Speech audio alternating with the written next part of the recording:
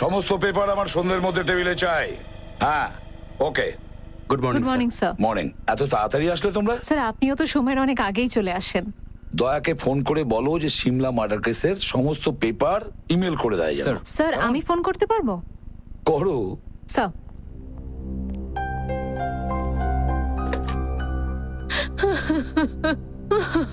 Sir sir আমাকে help করুন, আমি খুব বিপদে পড়েছি।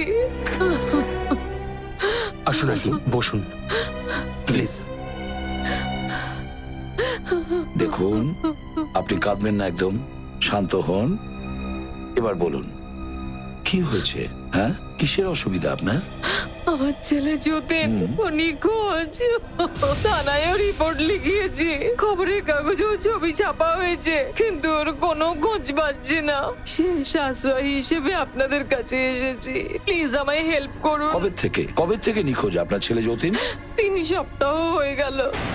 3রা মে থেকেও নিখোঁজ। আন্টি, হতে পারে যে আপনার ছেলে যতীন কোনো কাজের জন্য বাইরে গেছে আর আপনাকে বলতে ভুলে গেছে। না না, এটা হতেই পারে না। আমার ছেলে আমাকে না বলে কখনো কোনো কাজ করে না স্যার। হয়তো ওর কোনো বন্ধুদের সাথে গেছে। ওদেরকে জিজ্ঞাসাবাদ করেছেন আপনি? সবাইকে জিজ্ঞেস করেছি, কিন্তু কেউ কিচ্ছু জানে না। কোনো ফোন টোন তো নিশ্চয়ই এসেছিল।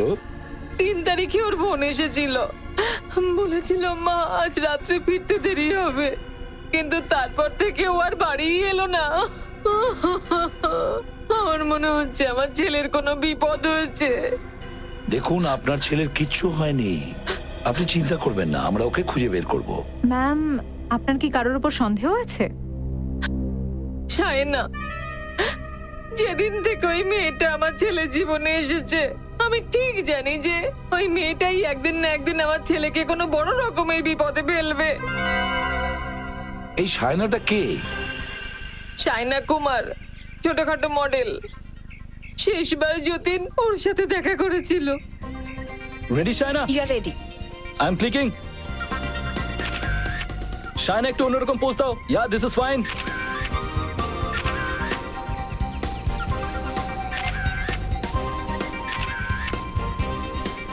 Keep it up Shaina. হ্যাঁ, এবার একটু অন্যরকম ভাবে পোজ দাও রেডি। প্লিজ। রেডি? খুব ভালো, ব্যাস লাস্ট শট। যাও শায়না, হয়ে গেছে, তুমি ড্রেস চেঞ্জ করে এসো। ওকে। অলোক, কোয়েলকে ডাকো। কোয়েল, কাম।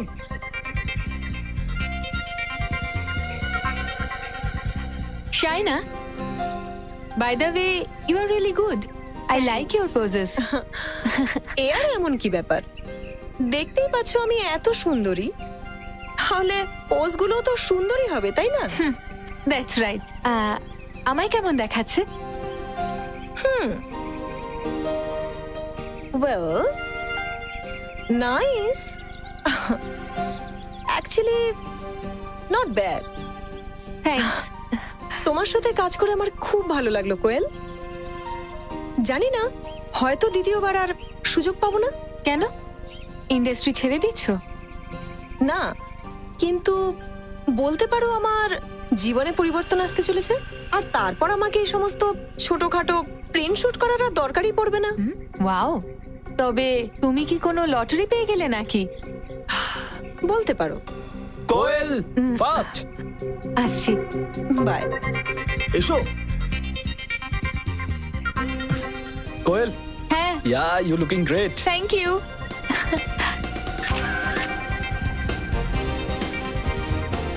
এসব কি? এটা আপনার কস্টিউম ম্যাডাম? সেটা তো আমিও দেখতে পাচ্ছি, কিন্তু এত নোংরা কস্টিউম। ম্যাডাম, কস্টিউম তো সবসময় ক্লায়েন্ট ডিসাইড Come on, করেন, Koel. আমরা তো করি না। ইয়া, দিস ইজ গুড। রাকেশ, আমি এই ড্রেস কিছুতেই পরবো না। আই এম সরি, আমি এই ড্রেস কিছুতেই পরবো না। তোমার কি হয়েছে কি শায়না? তুমি দেখতে পাচ্ছ না আমি কাজ করছি? তো আমিও তো কাজেরই কথা বলছি, তাই না?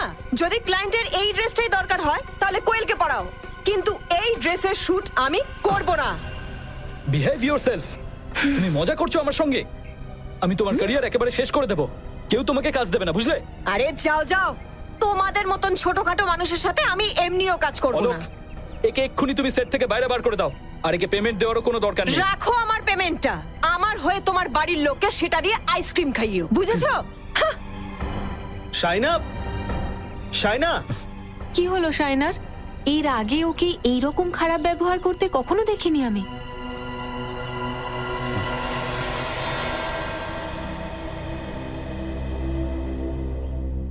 তুমি স্যারকে সামলাও, আমি শাইনাকে দেখছি।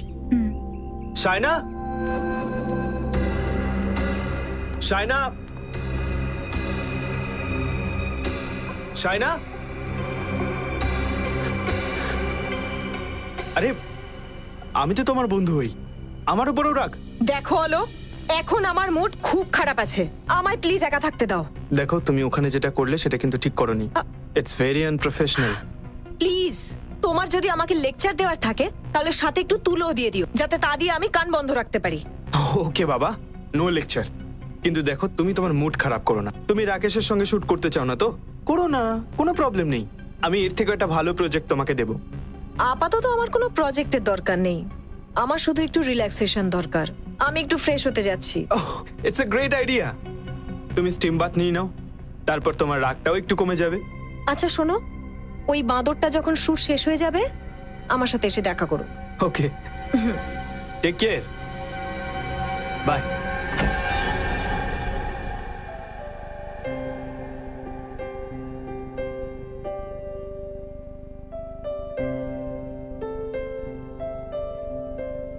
কি আছে ভেতরে?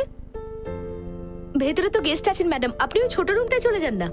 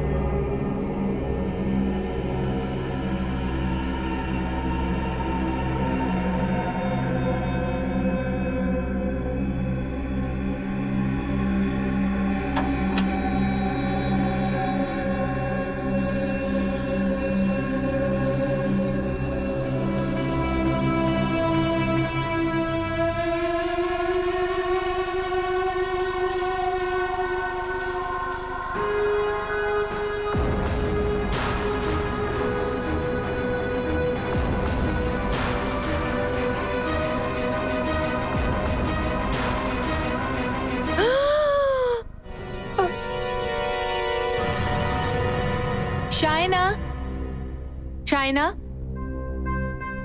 শায়না, শায়না তো ভেতরে নেই। মনে হয় ও অন্য ঘরে আছে। ও ওকে, থ্যাঙ্কস। হ্যাঁ ঠিক আছে। শায়না, শায়না, হ্যাঁ ম্যাডাম এই রুমেই আছেন। ওকে। শায়না, শায়না, অনেকক্ষণ তো গেছেন মনে হচ্ছে। ম্যাডাম, শায়না, শায়না, দরজাটা খোলো। Madam, Shayna, Shayna, open the door. কি হলো?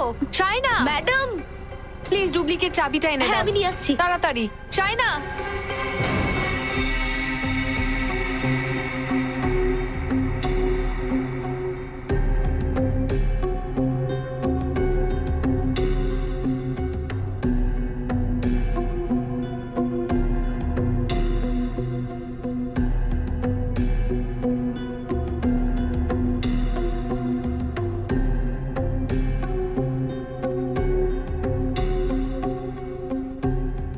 স্যার, হ্যাঁ যতীনের মা বলছিলেন যে যতীনের এই কিডন্যাপিং এর পেছনে এই শায়নার হাত আছে, আর এখন সেই তো মারা গেল। আচ্ছা, ঘটনাটা আবার এরকম নয় তো যে কেউ একে খুন করে দিয়েছে? না ফ্রেডি, এই ঘরটায় আসার একটাই রাস্তা, এই দরজা, যেটা ভেতর থেকে বন্ধ ছিল। তাহলে খুনি ভেতরে এলো কি করে? রজত, এর শরীরে কোথাও কোনো আঘাত বা ক্ষতের চিহ্ন নেই। তাহলে কি এর মৃত্যু ন্যাচারাল ডেথ? হতে পারে। যেসব লোকেদের হার্ট একটু দুর্বল হয় বা ব্লাড প্রেশারের রোগ থেকে থাকে তারা এই স্টিম রুমের হাই টেম্পারেচারটা সহ্য করতে পারে না। হতে পারে সায়নারও এরকম কোনো হেলথ প্রবলেম থাকতে পারে। স্যার আবার এরকম নয় তো যে খুনি আগে থেকে এসে শায়নার হাই ব্লাড প্রেশারের ব্যাপারটা জানতো আর সে তাই জেনে বুঝেই স্টিম রুমের টেম্পারেচারটা বাড়িয়ে দেয়? হ্যাঁ ফ্রেডি, আর কোয়েল বলছিল যে স্টিম রুমে আসার আগে সায়নার ঝগড়া হয়েছিল তার ফটোগ্রাফারের সঙ্গে। তাহলে হতেই পারে যে ফটোগ্রাফার কোনো গড়বড় করেছে। একটা কাজ করো, বাইরে গিয়ে স্টিম পাইপ চেক করো, দেখো কেউ ওটাকে হাত লাগিয়েছিল কিনা। ততক্ষণ আমি কোয়েলকে জিজ্ঞাসাবাদ করি।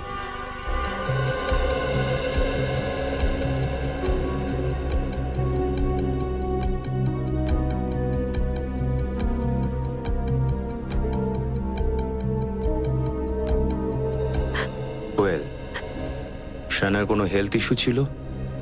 কোনো ব্লাড প্রেশারের প্রবলেম বা ওর হার্ট কি কমজোরি ছিল? না স্যার, ও খুব হেলদি ছিল, সব সময় ফিট থাকতো। ও তো নিজের ডায়েট ওয়ার্কআউটের ব্যাপারে খুবই খেয়াল রাখতো, খুব ডিসিপ্লিন ছিল। আপনারা দুজন এই পাশের স্টিম রুমে ছিলেন না? হ্যাঁ স্যার। তাহলে কি আপনারা শায়নার চিৎকার চেঁচামেচির আওয়াজ শুনেছিলেন? না স্যার, আমরা এরকম কোনো কিছু শুনিনি। হুম। তুমি শুনেছিলে? না স্যার, আমিও তো কিছু শুনিনি। তুমি এখানেই ছিলে তো, কোথাও বাইরে যাওনি তো? না স্যার, আমি তো সারাক্ষণ এই রুমেই ছিলাম। স্যার আমি স্টিম পাইপটা খুব ভালো মতো চেক করলাম, সবকিছু ঠিকঠাকই আছে, কোনো প্রবলেম নেই। তাহলে এর মৃত্যু হলো কি করে? স্টিম পাইপে কোনো প্রবলেম নেই, লাশে কোনো চিহ্ন নেই, সুস্থ সমর্থ 23-24 বছরের একটা মেয়ে এমনিই মরে গেল? হতে পারে না। ফ্রেডি, গিয়ে দেখো তো অলোক কোথায়। কোয়েল, এসব কি করে হলো? শায়না মারা গেল? আপনি কে? স্যার উনি রাকেশ স্যার। ও, আপনি যার সঙ্গে শায়নার ঝগড়া হয়েছিল? স্যার, এত বড় ঝগড়া হয়নি। শুটিং এর সময় তো এর ধরনের ছোট ছোট ঘটনা ঘটেই। কোয়েল, তুমি বলো না। স্যার ঝগড়াটা খুব ছোটও ছিল না। শায়নাকে এতটা আপসেট হতে আমি কখনো দেখিনি আগে, আর ও শুট ছেড়ে চলে গেছিল। কি বলছো তুমি কোয়েল? কেন আমাকে ফাঁসাচ্ছ? ঝগড়া তো ও শুরু করেছিল, আমি তো কিছু। স্যার আমি ওনাদের সবকিছু সত্যি বলে দিয়েছি, সরি। আপনারা কেউ এই লোকটাকে স্টিম রুমের দিকে আসতে দেখেছিলেন? স্যার ওই চুপ! আপনি দেখেছিলেন? না স্যার। আপনি দেখেছিলেন? No sir. আপনি দেখেছিলেন? বলো। আমি এখানে কেন আসতে যাব? আমি তো কাজ শেষ করে সোজা বাড়ি চলে গেছিলাম, আর তারপরে আমি আমার বউর সাথে সিনেমা দেখতে গেছিলাম, ব্যাস। হ্যাঁ ফ্রেডি, ঠিক আছে, তুমি সিকিউরিটি গার্ডের কাছে থাকো, আমি এক্ষুনি আসছি। আপনারা এখন যেতে পারেন, যদি দরকার পড়ে আবার ডেকে পাঠাবো।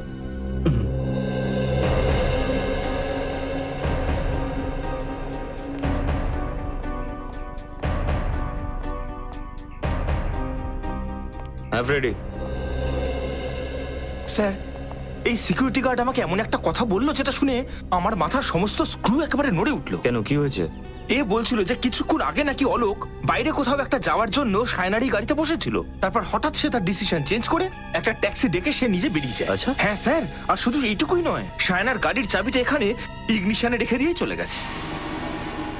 আরে হ্যাঁ, চাবি ইগনিশনেই ছেড়ে দিয়েছিল। কোথাও গাড়িটা খারাপ হয়নি তো, বা হয়তো পেট্রোল শেষ হয়ে গেছিল। এক সেকেন্ড দেখি একবার।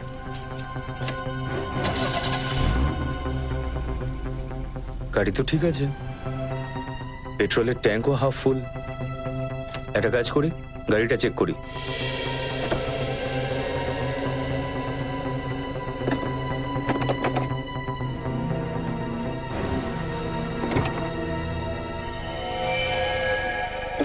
স্যার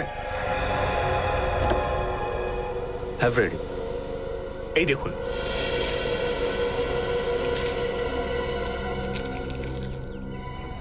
আরে এতগুলো ওষুধ! শায়না তাহলে সত্যিই অসুস্থ ছিল। হ্যাঁ ফ্রেডি, কিন্তু কোয়েল আমাদের মিথ্যে বললো কেন যে শায়নার কোনো রোগ নেই? কিন্তু একটা কথা আমার মাথায় ঢুকছে না স্যার, সায়না যদি নিজের জন্য ওষুধ সত্যিই কিনেছিল তাহলে সে ডিকিতে রেখে দিয়ে যাবে কেন? একটা কাজ করা যাক, অলোক আর কোয়েলকে বিউরোতে ডেকে পাঠাই, ওরাই দেবে এই প্রশ্নগুলোর উত্তর। আমি এখনো বিশ্বাস করতে পারছি না যে সায়নার বেঁচে নেই। ও আমার সব থেকে ভালো বন্ধু ছিল, সব থেকে ভালো। নিজের সব থেকে ভালো বন্ধুকে মন খারাপ অবস্থায় রেখে চলে গেলে কেন? আমি একজন মডেল কোঅর্ডিনেটর, একই সময় আমাকে 2-3টে শুট সামলাতে হয়। হঠাৎ আর একটা ইউনিট থেকে ফোন আসে, তাই আমাকে ওখানেই চলে যেতে হয়। প্রথমে তো তুমি সায়নার নিজের গাড়িতে বসেছিলে, তাহলে ট্যাক্সি করে কেন গেলে? আসলে আমি স্যার জানতাম না যে ওখানে ঠিক কত সময় লাগবে, আর সায়নারও বাড়ি যেতে দেরি হতে পারে, তাই আমি ট্যাক্সি নিয়ে চলে যাই। আচ্ছা, সায়নার কোনো রোগ ছিল? রোগ? হ্যাঁ, রোগ। না, একেবারেই না স্যার। তাহলে এই ওষুধগুলো, এগুলো সায়নার গাড়িতে কি করে এলো? ওষুধ তো মানুষ তখনই খায় যখন সে অসুস্থ হয়। না স্যার, ও একদম ঠিক ছিল স্যার। তাহলে ওই ওষুধটা কেন কিনেছিল? তাহলে কি ওর বাড়িতে কেউ অসুস্থ? স্যার, ও গত 1.5 বছর ধরে ওর বাড়ির লোকের সঙ্গে কথাও বলেনি। গত 1.5 বছর ধরে ওর বাড়ির লোকের সঙ্গে ওর কোনো কথাই হয়নি? আচ্ছা, কেন? অ্যাকচুয়ালি ওর মা বাবা মডেলিং করা পছন্দ করতো না, আর ও ওর বাড়ি থেকে পালিয়ে এসেছিল। কেউ নিজের বাবা মার সঙ্গে কথা বলাই বন্ধ করে দিল, তাও বা এত ছোট ব্যাপারে? স্যার, এই কথাটা মাথায় ঢুকছে না। আমাদের ফিল্ডটাই এরকম, সাকসেসের দিকে এগোতে হলে কিছু স্যাক্রিফাইস তো করতে হবে। নিজের ফিল্ডের বদনাম করো না, বুঝেছো? মডেলিং এর কাজ করে যারা, তারা নিজের বাড়ির লোকের সঙ্গে সম্পর্ক নষ্ট করে না। সায়না তো তোমাকে সবকিছুই বলতো, তাই না? হ্যাঁ। তাহলে এটা কেন বললো না যে এই ওষুধগুলো কিসের? স্যার, ও গত কয়েকদিন ধরে আমার সঙ্গে কিছু কথা শেয়ার করছিল না। কেন? জানি না স্যার, হঠাৎ করে একটা নতুন গাড়ি কিনে ফেলে, আর মালভিয়া নগরে নতুন একটা ফ্ল্যাটও বুক করিয়ে নেয়। আমি যখন ওকে জিজ্ঞেস করি যে এত টাকা কোথা দিয়ে আসছে, তখন ও কিছু বলেনি স্যার। হ্যাঁ, অ্যাকচুয়ালি শুটিং এর সময়ও আমাকেও এরকম কিছু বলতে পারো যে আমার জীবন পরিবর্তন হতে চলেছে, আর তারপর আমাকে এরকম ছোটখাটো প্রিন্ট শুট করার দরকার পড়বে না। ওয়াও, তুমি কি কোনো লটারি পেতে চলেছো নাকি? বলতে পারো। দারুণ ব্যাপার স্যার। সায়না এমন কোন সিন্ধুকের চাবি পেয়ে গেছিল যার জন্য ওর পুরো লাইফস্টাইলটা একেবারেই পাল্টে গেল? হ্যাঁ, হয়তো ওই সিন্ধুকের চাবির সঙ্গে এটার কোনো সম্পর্ক আছে।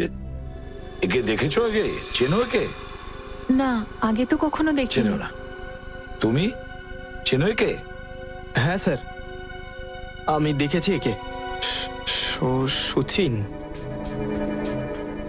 নিতেন, সায়নার সঙ্গে কেউ? হ্যাঁ স্যার, এর নাম যতীন স্যার। যতীন? তাহলে হয়তো এটাও তুমি জানো যে যতীন গত 3 সপ্তাহ ধরে মিসিং হয়েছে। মিসিং? হ্যাঁ। না স্যার, আমি এ ব্যাপারে কিছু জানি না। আমি তো একে সায়নার সঙ্গে 2-3 বার ক্লাবে নাচতে দেখেছিলাম। ক্লাব? কোন ক্লাবে? Black rose club. Black rose club? Black rose club?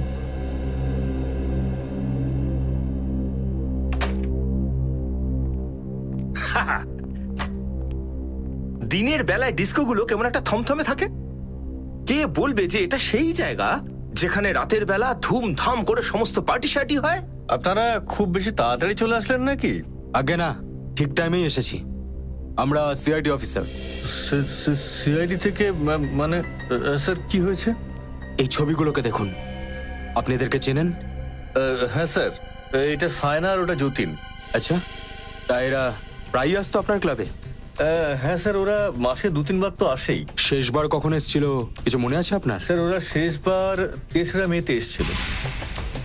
আরে বাহ, আপনার স্মৃতিশক্তি তো বেশ প্রখর। কারণ স্যার, পরের দিনে যতীনের মা এখানে এসেছিল, আর উনি এখানে চিৎকার চেঁচামেচি করেন। উনি বলেন যে যতীন এখান থেকেই নিখোঁজ হয়। তাই নাকি?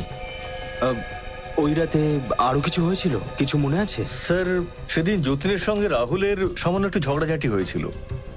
এই রাহুলটাকে? স্যার মিস্টার রাহুল আমাদের ক্লাবে প্রায়ই আসেন। ওনার অ্যাড্রেস আর নাম্বার আছে কিছু? না স্যার, অ্যাড্রেস আর নাম্বার তো নেই। Credit card details? না স্যার, উনি সবসময় ক্যাশেই পেমেন্ট করতেন।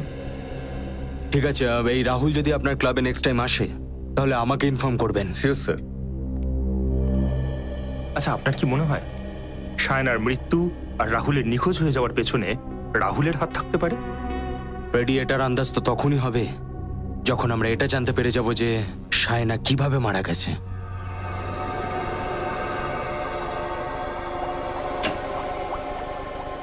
সালুকে কোথায় গেছে? স্যার আপনি ভুলে গেছেন উনি কলকাতা গেছেন এক সপ্তাহের জন্য ফ্যামিলি ফাংশন অ্যাটেন্ড করতে। হ্যাঁ, আমি তো ভুলেই গিয়েছিলাম। ঠিক আছে, এর মৃত্যু কিভাবে হচ্ছে? বিষের কারণে। বিষের কারণে? হ্যাঁ, হাইড্রোজেন সাইনাইড নামের একটা বিষাক্ত গ্যাসের জন্য। বিষাক্ত গ্যাস স্টিম রুমে? হ্যাঁ সচিন স্যার, আমি ওর ফুসফুসের এক্সরে করেছি, এই দেখুন। হ্যাঁ স্যার, বিষাক্ত গ্যাসের জন্য বিভিন্ন জায়গায় এর ফুসফুসে কালো দাগ পড়ে গেছে। কিন্তু স্যার ওই স্টিম রুমে ওর সাথে আরো কয়েকজন ছিল, তাহলে বাকিদের কেন কিছু হলো না? কারণ ওখানে সায়না একা স্টিম রুমে ছিল, আর ওখানে কেউ ছিল না। ভেবে চিন্তে অনেক প্ল্যানিং করে এই খুনটা করা হয়। কিন্তু স্যার, সায়না তো স্টিম রুমে যাওয়ার প্ল্যানটা লাস্ট মোমেন্টে বানিয়েছিল, সেটা খুনি কি করে জানতে পারবে? নিশ্চয়ই ওর ওপর কেউ নজর রেখেছিল, আর যেই সে সুযোগ পায় সায়নাকে শেষ করে দেয় ও। তার মানে স্যার খুনি শায়নার কাছের মানুষ? একদম ঠিক, তাই তো আমার মনে হচ্ছে। আরো একটা ব্যাপার স্যার, এই গ্যাসটা এতটাই বিষাক্ত যে যে মানুষের শরীরে যাওয়া মাত্রই 10-15 সেকেন্ডের মধ্যেই তার মৃত্যু হয়ে যায়। ও, তার জন্য চিৎকার চেঁচামেচি করতে পারেনি, কারণ যেই গ্যাসটা ওর ফুসফুসের মধ্যে ঢোকে তার কয়েক সেকেন্ডের মধ্যেও মারা যায়। খোঁজ নিতে হবে ওই স্টিম রুমে হাইড্রোজেন সাইনাইড গ্যাস কিভাবে আসলো।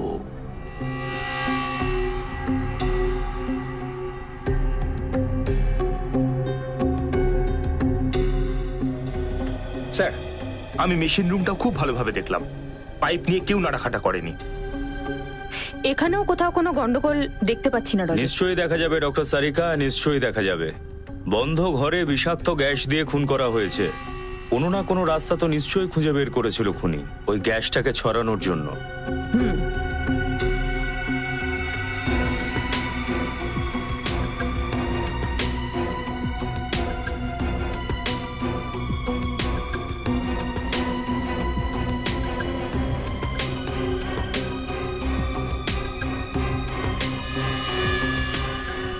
স্যার, হ্যাঁ, এই দেখুন।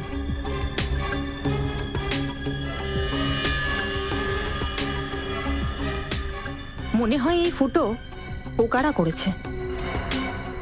আপনাদের এখানে টার্মাইট প্রবলেম আছে? কয়েক মাস আগে ছিল, কিন্তু এখন তো নেই।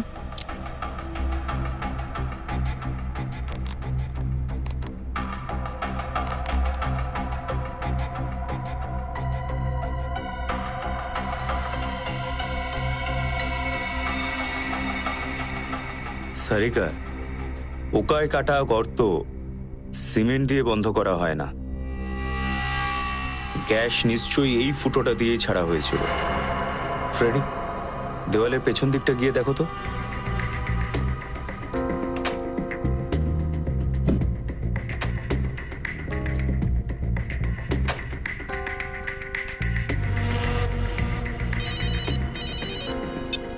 হ্যাঁ ফ্রেডি। স্যার, দেওয়ালেও একটা ছোট্ট ফুটো আছে। Very good. এবার একটা কাজ করো, ওদিক থেকে লেজার লাইট ফেলো।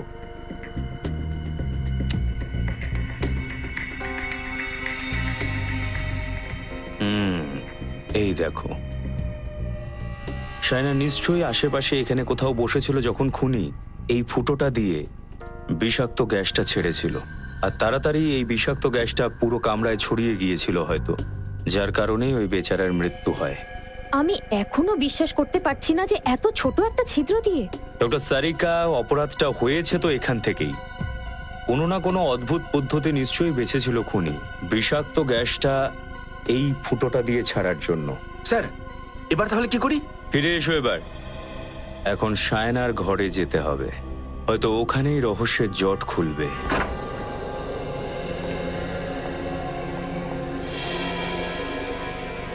ঘরটাকে ভালো করে চেক করো, কিছু না কিছু নিশ্চয়ই পাওয়া যাবে।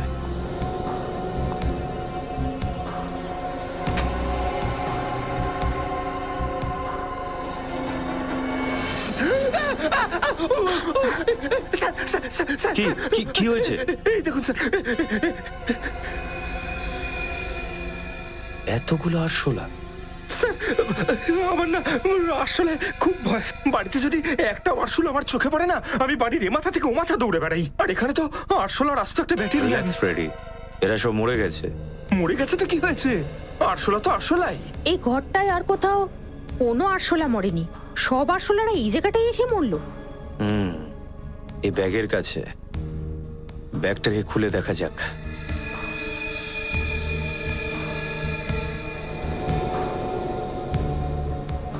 স্যার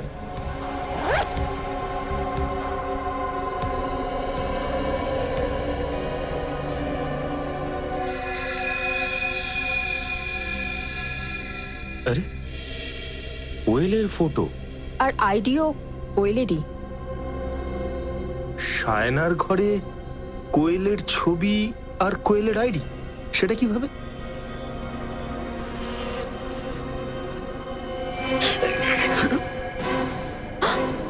কি হলো? জানি না, এটা জেলের মতো কিছু। যাই হোক, ভয়ঙ্কর।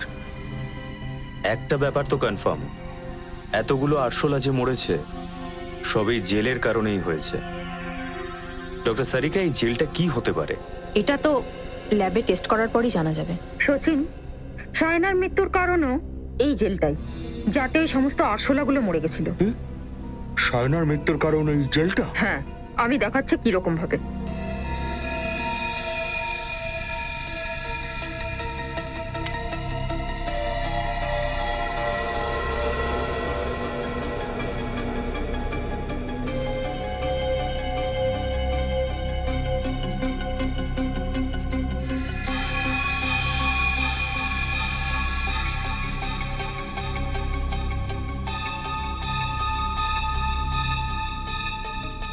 এই দেখো, ঠিক এইভাবে এই জেলটাকে যখন গরম করা হয় তখন বেশি টেম্পারেচারের কারণে এর ভেতর থেকে বাষ্প বেরোতে, আর এইটাই বিষাক্ত গ্যাসে পরিণত হয়, হাইড্রোজেন সায়ানাইড।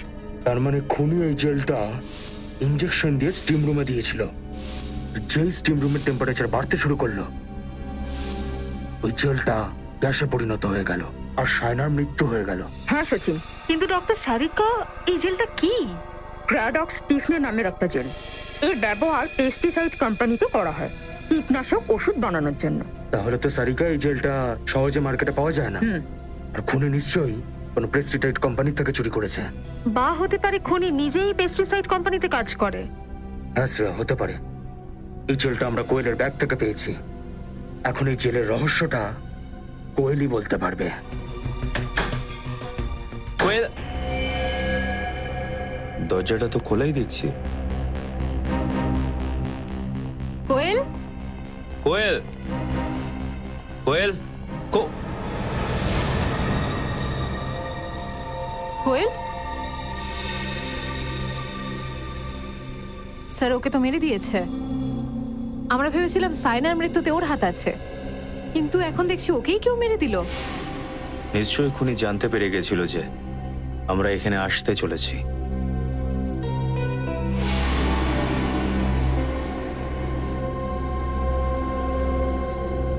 কোয়েলের শরীরের মধ্যে আমি কোনো আঘাতের চিহ্ন কিন্তু পেলাম না। ওর চোখ দুটোকে দেখো, অনেকটা বেশি খোলা। হ্যাঁ স্যার, আর মুখটাও খোলা, আর নাকটাও লাল হয়ে গেছে। এরকম তখনই হয় যখন মানুষের মৃত্যু শ্বাসরোধ করে করা হয়। এক সেকেন্ড। আরে, লিপস্টিকের দাগ। নিশ্চয়ই এই বালিশটা দিয়েই ও শ্বাসরোধ করা হয়েছিল। শ্রেয়া, ভালো করে ঘরটা তল্লাশি করো, কিছু না কিছু নিশ্চয়ই পাওয়া যাবে।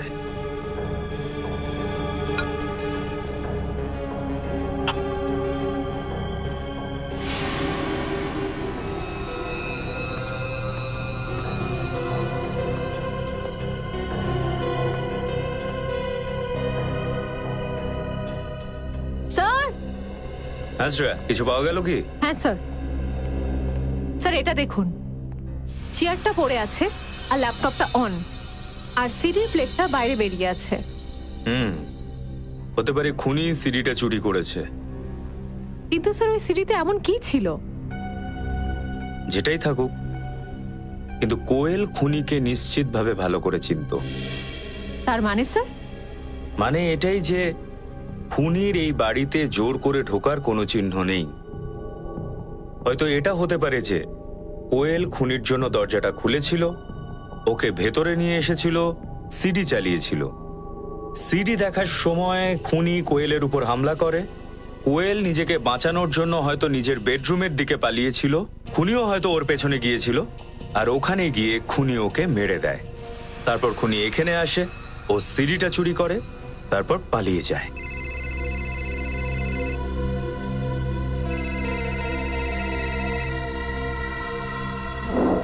স্যার, স্যার কোনো শেফালি নামে কেউ কল করেছিল। স্যার এই দেখুন, কোয়েল লাস্ট কলটা রাহুলকে করেছিল। রাহুল? হ্যাঁ স্যার। স্যার আমার তো মনে হচ্ছে সমস্ত কাজ রাহুলই করেছে। ও প্রথমে শায়না আর কোয়েলকে মেরে ফেললো, আর যতীনকে কিডন্যাপ করে নিল। শ্রেয়া, এই কেসটা শুরু হয়েছিল ওই রিসর্ট থেকে। আমাদের যা কিছু জানার আছে ওখান থেকে জানতে হবে। একটা কাজ করা যাক, চলো রিসর্টে আবার যাই। কি বলছেন স্যার? শাইনার খুনের পিছনে আমাদের স্টাফদের হাত রয়েছে? হ্যাঁ, কারণ আপনার স্টাফেদের সাহায্য ছাড়া এই খুনটা স্যার হতেই স্যার পারে না। স্যার প্লিজ একটু আসতে বলুন না, কেউ শুনে নিলে আমাদের এই রিসর্টে তালা পড়ে যাবে। আচ্ছা, আপনি সত্যিটা না বললেও তালা তো লাগতেই চলেছে।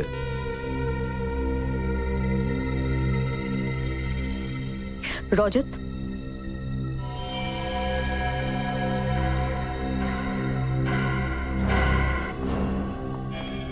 কি হয়েছে? তোমার শরীর টরীর ঠিক আছে তো? এত ঘামছো কেন তুমি? আসলে ম্যাডাম বাইরে খুব গরম তো সেই জন্য। এখানকার এসি এত ঠান্ডা, কিন্তু মেম সাহেবের ঘাম ছুটে যাচ্ছে। ফ্রেডি, অপরাধীকে ফ্রিজে বসিয়ে দিলেও ঘাম তো ঝরবেই।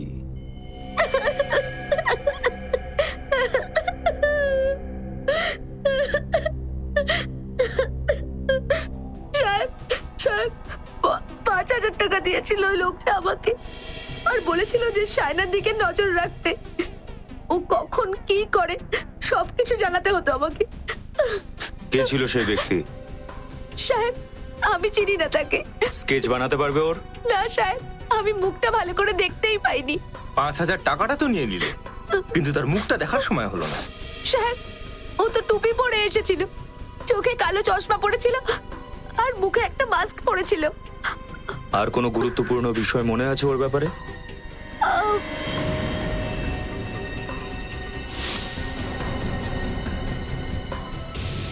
ওর টুপিতে আরপিসি লেখা ছিল। আরপিসি? আরপিসি তো কোনো পেস্ট কন্ট্রোল কোম্পানির নাম।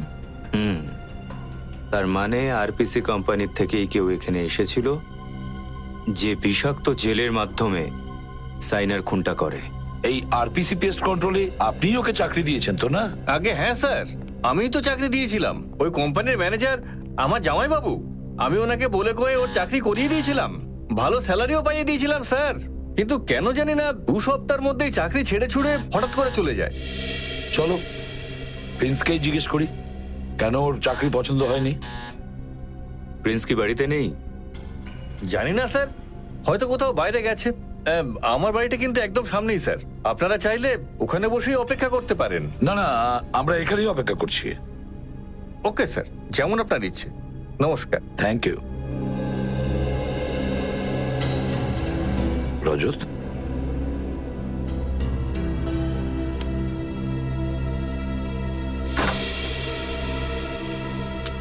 স্যার প্রিন্স নিশ্চয়ই ওই কেমিক্যালটা চুরি করার জন্যই আরপিসি কোম্পানিতে জয়েন করেছিল। শাইনাকে খুন করে দেওয়ার পর কোম্পানি ছেড়ে দিল আর কোথাও গিয়ে লুকিয়ে পড়লো। ঘরের প্রত্যেকটা কোণা দেখো, কোনো না কোনো সূত্র আমরা নিশ্চয়ই পাবো রজত।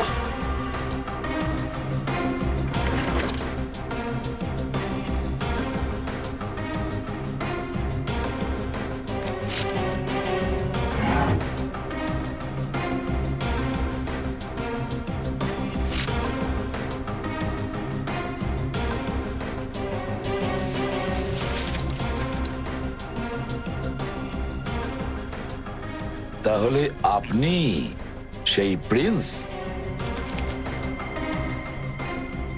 স্যার হ্যাঁ, স্যার এই দেখুন, সাইনার ছবি এই বালিশের তলা থেকে আমি পেলাম। আচ্ছা, হয়তো কেউ প্রিন্সকে মারার জন্য সুপারি দেয়নি তো? স্যার, প্রিন্সের ঘরেও সেই ওষুধগুলো যা শাইনার গাড়িতে পাওয়া গেছিল। হ্যাঁ, এ তো একই ওষুধ। স্যার হতে পারে সাইনা ওই ছেলেটাকে আগে থেকেই চিনতো, আর এই ওষুধগুলো ও ওর জন্যই কিনেছিল। হয়তো আবার এটাও হতে পারে এই ওষুধটা তৃতীয় কারোর জন্য কিনেছিল ওরা। ডক্টর সারিকা বলছিলেন যে এই ওষুধগুলো সেই রোগীদের দেওয়া হয় যাদের এক্সেসিভ ব্লাড লস হয়েছে। এই ওষুধটা তাদের দেয় যাদের কিনা অনেক রক্তক্ষরণ হয়েছে। তাহলে নিশ্চয়ই সায়না এই ওষুধটা নিজের জন্য কেনেনি। এই ওষুধগুলো প্রিন্সের জন্যও হতে পারে না। যদি প্রিন্স আহত হয়ে থাকে তাহলে ওষুধগুলো সঙ্গে করে নিয়ে যাবে, বাড়িতে রেখে কেন যাবে? এটার একটাই মানে দাঁড়ায়, এই ওষুধটা কোনো তৃতীয় ব্যক্তির যাকে এই দুজন বাঁচিয়ে রাখতে চায়। তাহলে তৃতীয় ব্যক্তিটা কে?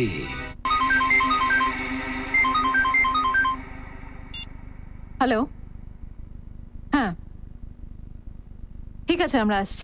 Thank you sir. Black rose club থেকে ফোন এসেছিল, রাহুল ওখানে পৌঁছে গেছে। Black rose club?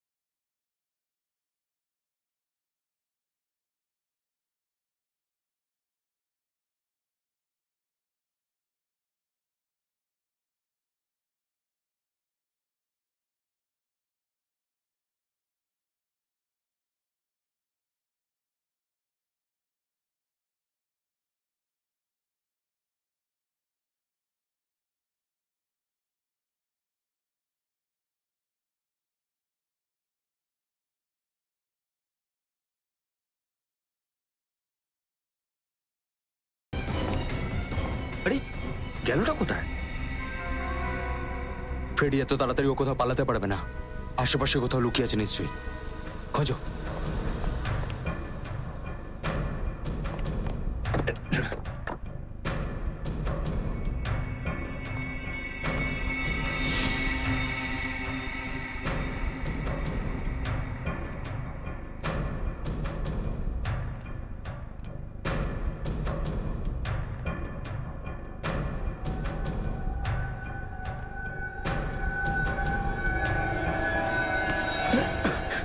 চলো বাইরে নিয়ে চলো এখান থেকে আমাকে। ভীষণ পশ্চাতাপে কিন্তু তোকে, সিআইডি কে বন্দুক দেখাচ্ছিস। বেশি চালাকি করতে হবে না, চলো এখান থেকে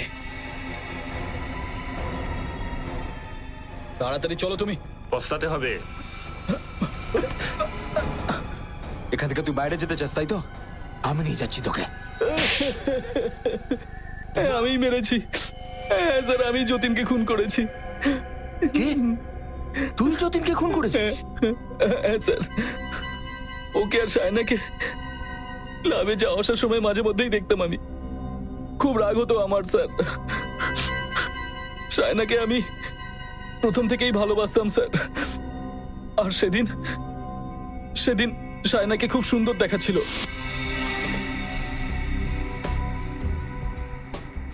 মনে হয় এই গোলাপটা তোমার জন্যই ফুটেছে। আচ্ছা, আর সেটা তুমি কি করে জানলে? কারণ এই গোলাপটা একেবারে তোমার মতোই কোমল। দেখ, মনে হয় তুই খুব বেশি নেশা করে ফেলেছিস। বেরো এখান থেকে, অন্য কোথাও কি ট্রাই কর।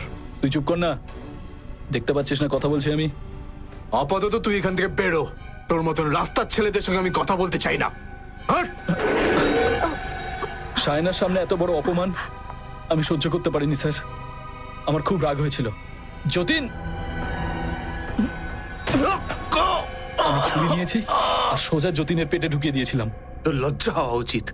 প্রেমের মতো একটা পবিত্র সম্পর্ককে তুই কলুষিত করেছিস। কিসের ভালোবাসা ফ্রেডি? যদিও সত্যি সায়নাকে ভালোবাসতো তাহলে তার খুন করতো না। সায়নাকে খুন? স্যার, আমি মারিনি সায়নাকে কোনোভাবেই। খুন তো কি, আমি ওকে আঘাত দেওয়ার কথাও ভাবতে পারি না স্যার। মিথ্যা কথা বলিস না। তুই ব্রিজকে টাকা দিয়েছিলি সায়নাকে মারার জন্য। কি বলছেন স্যার? এই নামটা তো প্রথমবার শুনলাম আমি। আচ্ছা, প্রথমবার শুনছিস? কোয়েলের নাম, এটাও কি প্রথমবার শুনছিস? কোয়েল সায়নার বন্ধু? হ্যাঁ, কোয়েল সায়নার বন্ধু। ওকেও মেরে ফেলেছিস তুই। ওকে মারবো কেন স্যার? আমি মারিনি স্যার ওকে। কেন মারবি? মরার ঠিক আগে ও তোকে কেন ফোন করেছিল? হ্যাঁ স্যার, ও আমাকে কোনো একটা সিডি দেওয়ার ব্যাপারে বলছিল। আমি জানি না যে ওই সিডিতে কি ছিল। ও এইটুকু আমাকে নিশ্চয়ই বলেছে যে ওই সিডিটা যদি কারোর হাতে চলে যায় তো অনেকগুলো জীবন নষ্ট হয়ে যেতে পারে। স্যার, এমন কি থাকতে পারে সেই সিডিতে? ফ্রেডি, কিছু তো এমন রয়েছে ওই সিডিতে যেটা অপরাধীর জন্য খুব প্রয়োজনীয় ছিল, আর এর জন্যই কোয়েলকে খুন করা হয়েছে। যতীনের খুনিকে তো ধরা গেল, এবার কোয়েলের খুনিকে ধরতে হবে। কোয়েলের হত্যাকারীর কাছে এখন আমাদের ব্রিজ নিয়ে যাবে।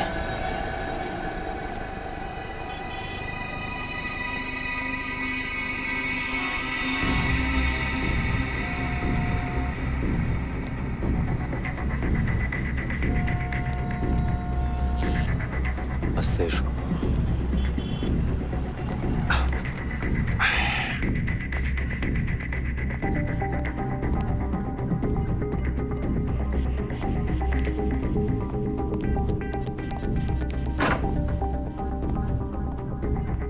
এবার এটা জানা যাবে যে ও এই ওষুধগুলো কেনে কার জন্য।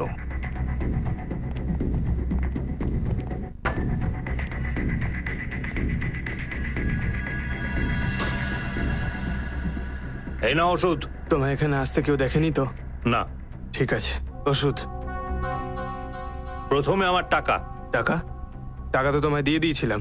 আরে বাহ, নিজে তো দুধে স্নান করছো আর আমার সামনে কয়েকটা শুকনো রুটির টুকরো ছড়িয়ে দয়া দেখাচ্ছ। দেখ, তোকে বলে দিচ্ছি, এত লোভ কিন্তু ভালো নয়। আরে সেটা তো আমি তোকেও বোঝাতে চাইছি। ওই সিডিটা আমি দেখে ফেলেছি। এবার যদি তুই আমাকে 50-50 না দিস তাহলে ওই সিডিটা আমি সিআইডির হাতে তুলে দেবো। বেইমানির কাজও সৎভাবে করতে হয়। তুই আমায় সিআইডির ভয় দেখাচ্ছিস। ধমকি না, সাবধান বাণী। কালকের মধ্যে যদি আমি আমার টাকা না পাই তাহলে কাল তোর ঘরে সিআইডিরা অতিথি হয়ে দেখা করবে। আমার সাথে কি হবে এটা দেখার জন্য তুই বেঁচে থাকবি, তারপর না? শান্ত হও বৎস, শান্ত। সব বিষয় যখন শান্তিতে সমাধান করা যায় তখন হিংসা কেন? সিআইডি? শ্রেয়া, দেখো তো কে।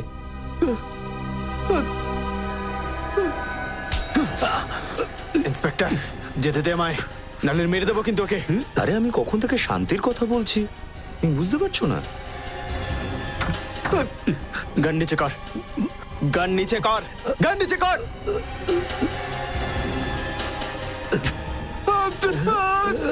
পেছনে সর, পেছনে সর। শান্তি। প্লিজ, প্লিজ আমাকে হেল্প করুন।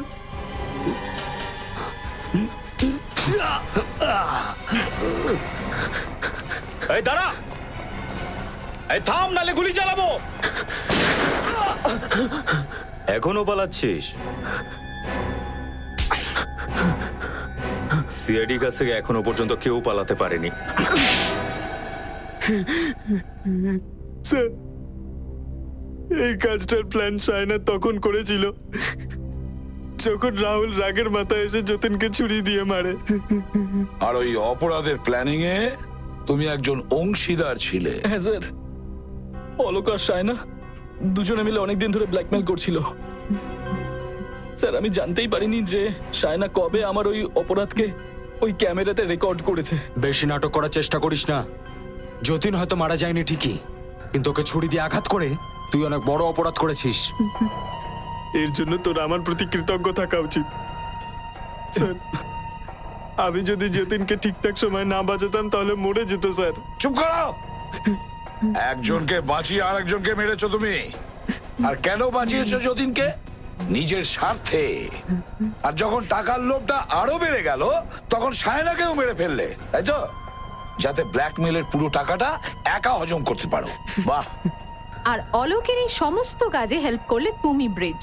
যেই তুমি অপরাধের সিডিটা সাইনার বাড়িতে পেলে না, অমনি পৌঁছে গেলে কোয়েলের বাড়িতে ওই সিডিটা খুঁজতে। হ্যাঁ, অলোক আমায় বলেছিল যে সায়না কিছুতেই ওই সিডিটা ঘরে রাখার বোকামি করবেই না।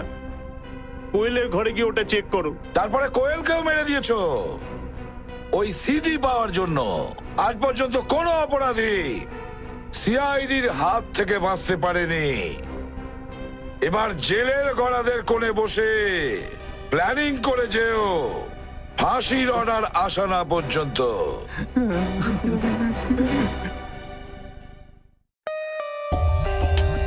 For more updates, subscribe to our channel, click the show links and enjoy watching the videos.